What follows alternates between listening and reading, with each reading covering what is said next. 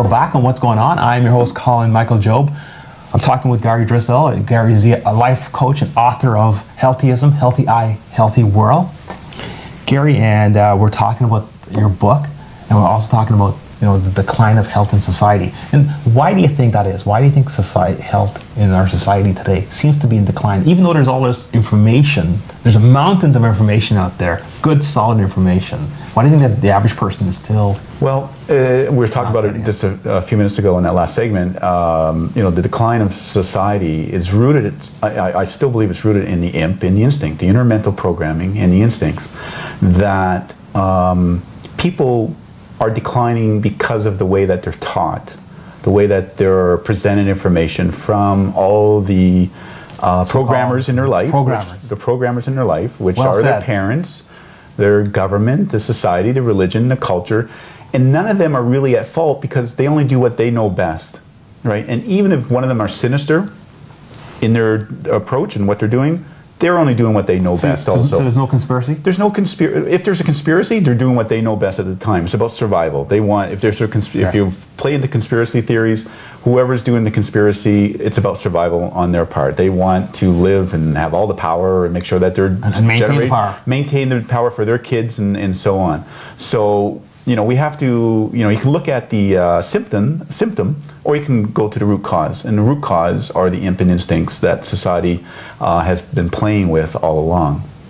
So why is society on a decline is part of that. So if a person is born into a family that eats bad food and doesn't do all the right lifestyle choices and tells them that a certain color of person or culture of person is bad, they're going to grow up thinking that way, and it's going to be detrimental to them in the long run. Because so how do we change that? We change that through awareness, knowledge awareness. And once you know, then you have to practice the willpower. We talked about that in the previous segment.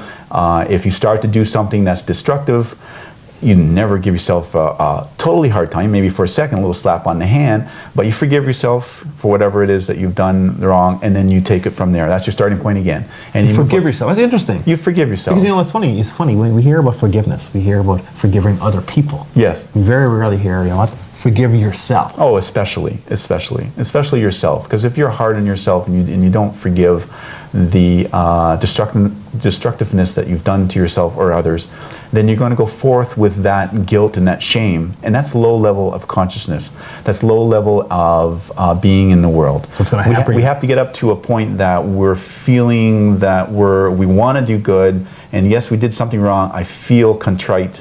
I've done the right things to make amends, and I forgive myself for doing it. If you don't want to forgive me, then by all means, but that's doing you more harm than it is doing me. So don't beat yourself up. Don't beat yourself up. The old saying is, if you don't forgive someone, it's like swallowing a poison pill and expecting the other person to die.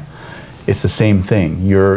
Not forgiving someone makes you angry and go around with life with not forgiving. You have twins that one is a forgiving type and the other one's not forgiving. You can see the look in their face and who they are as people 50 years later in life, that it really causes... It's telling. It's telling. It's very much so. It's best to, when you have something you don't want to forgive, find out what the message it is that it's trying to tell you, and then take action to make whatever changes you possibly can, but forgive and then move forward. Doesn't mean forget, but forgive.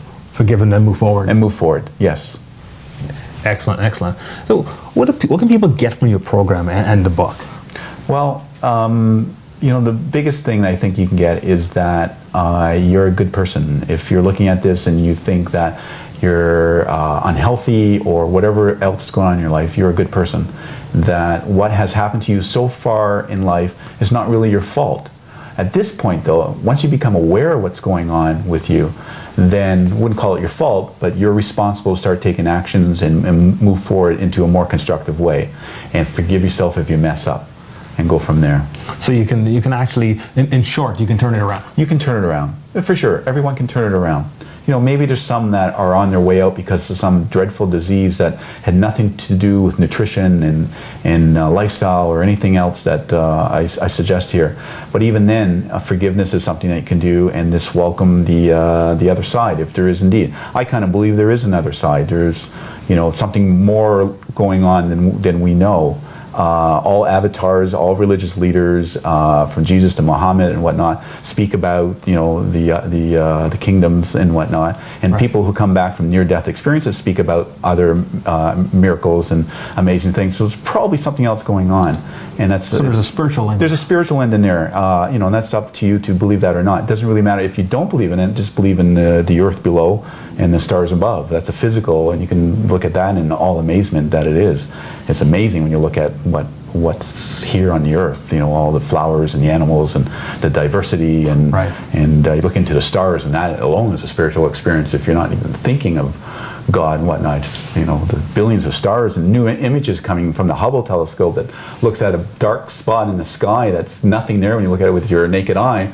And they discover there's 10,000 points of light there, and each point of light is a galaxy with billions of stars. Wow. And that one little square inch. Several worlds out there. There's several worlds, yeah, and there's all these worlds that they're discovering. So, there's wonder in so that's the way I think to live life.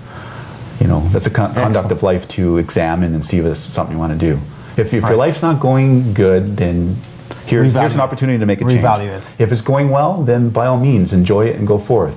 If you're if you're enjoying whatever you're doing, and that could be the beer and pizza, wonderful. I drink beer and eat pizza. But not 5 days a week. But not 5 days a week. But even if I did, if I'm happy with it and I'm not harming others, then by all means. But if you feel that your joints are achy and you have fogginess in the brain, and you say, I just can't go on like this anymore, then there's something like my book or many other types of avenues out there that can help you to make the change.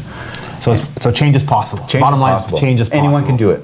There's always a story of someone who's an equal of the other in terms of conditions, and one makes it and one don't. It comes down to making the choice that.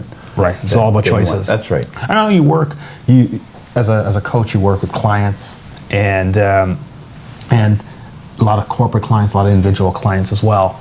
And what role do you play exactly in working with these individuals? Well, it just moves from hat to hat depending on the situation.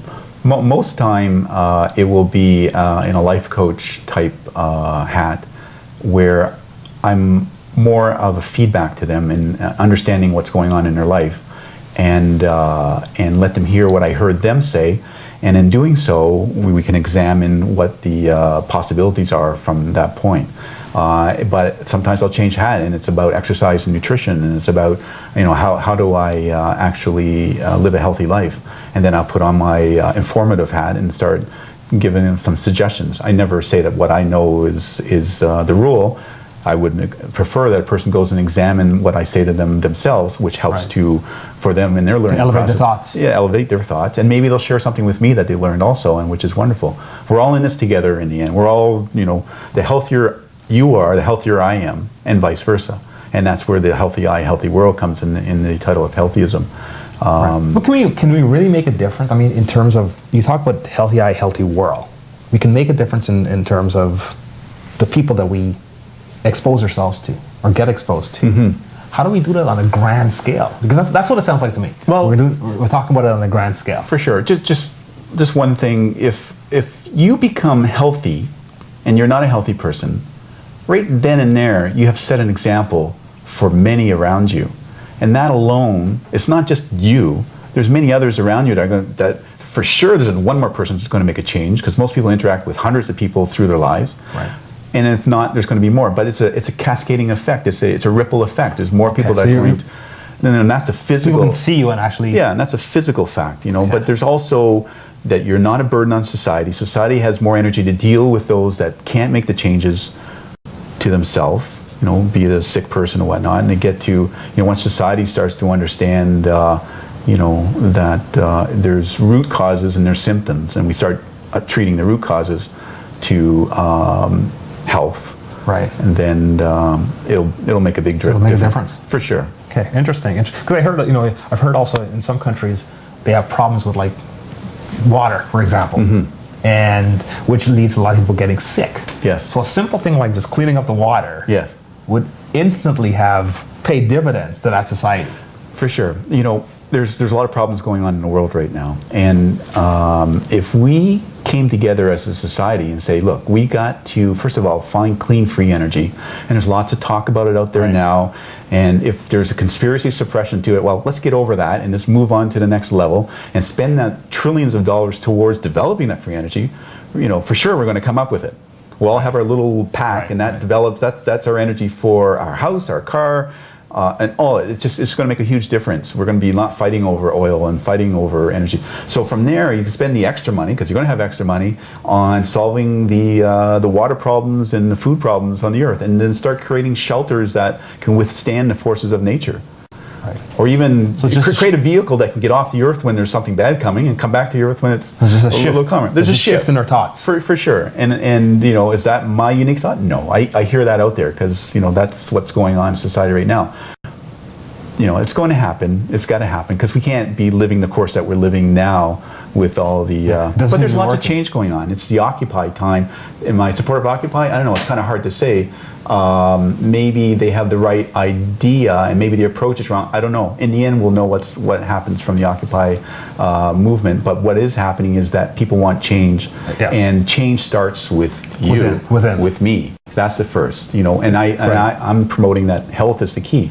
Let's occupy optimal health. Let's get to occupying optimal health. Great, great. Well, Gary, it's very interesting talking to you. Thank you, folks. Once again, the book is called Healthy Eye, Healthy World.